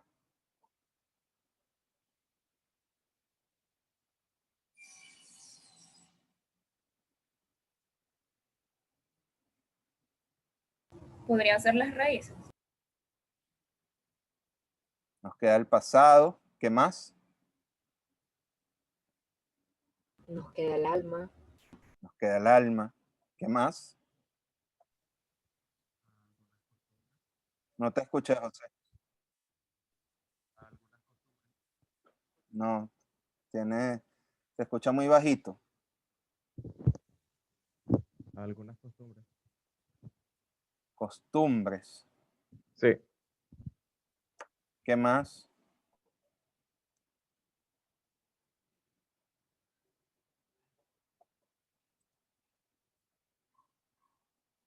Nos queda la imaginación, chicos.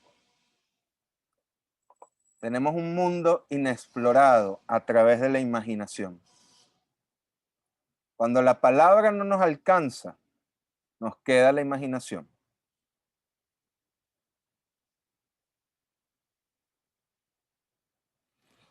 Ok.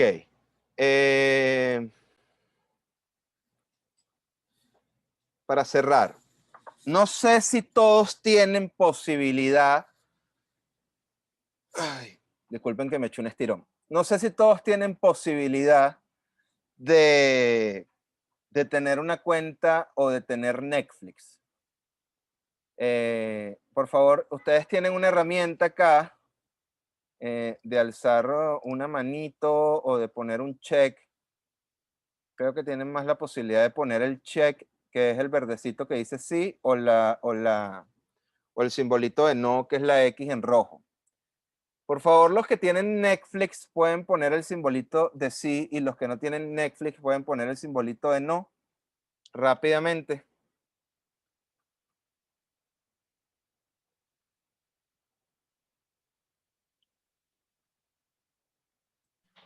¿Por dónde? Está debajo de la lista de participantes.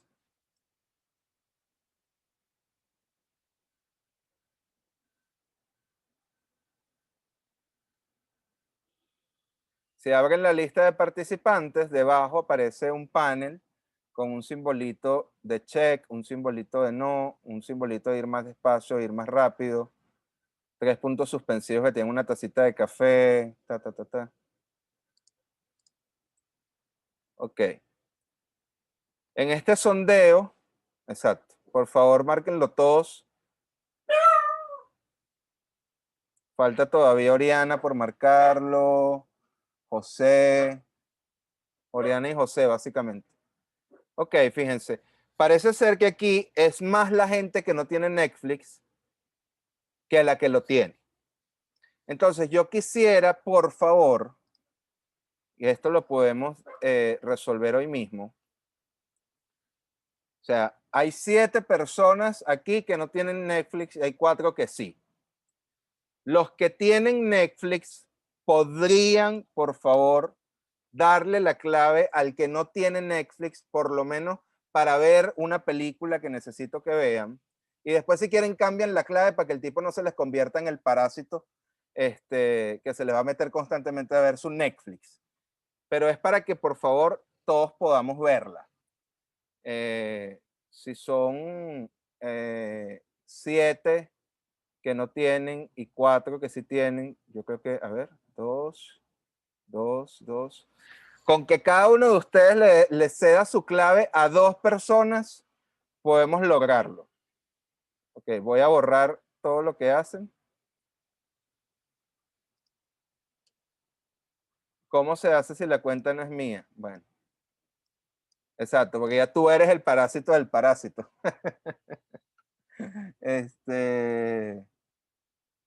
Exacto.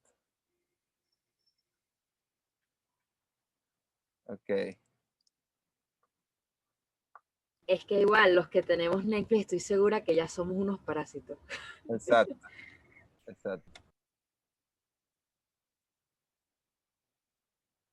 Sí, soy parásito. Exacto. Con eso sí se identifican. Se sienten más parásitos que venezolanos. ¿Ven lo terrible? Ok, déjenme ver una cosa rápida acá. Rapidito, un segundo antes de tomar una decisión.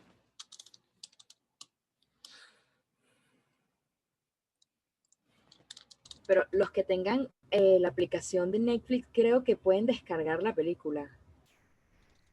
Sí. Y reenviarla en tal caso. Eso puede ser una solución. ¿Alguno de ustedes descarga la película en su teléfono, por ejemplo? José dice que puede descargar la película y enviarla por correo. Ah, ok, José, perfecto. Hagamos eso entonces.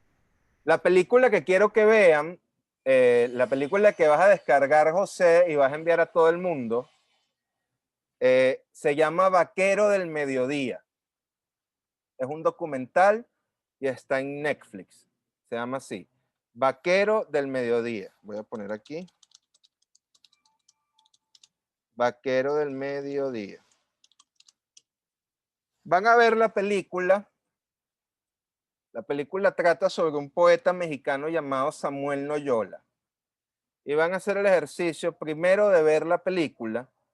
Y yo ahorita les voy a pasar por el WhatsApp los 3 poemarios de Samuel Noyola. Es un PDF de alrededor 114 páginas. Y van a leer los 3 poemarios de Samuel Noyola. Sobre Samuel Noyola vamos a iniciar nuestro ciclo de lecturas de material latinoamericano, ¿ok? Entonces, José, confío en ti. Vas a descargar Vaquero del Mediodía y vas a pasarlo por correo a todo el mundo. Yo ahorita les voy a hacer llegar el PDF con los poemarios de Samuel Noyola. Entonces, bueno, es todo, chicos. Cualquier cosa, si se me queda alguna cosa pendiente, se las hago llegar por mail. Gracias a todos. Nos vemos entonces la semana que viene, ¿ok? Cuídense. Feliz día. Gracias. Gracias a usted, profesor. Gracias. Gracias.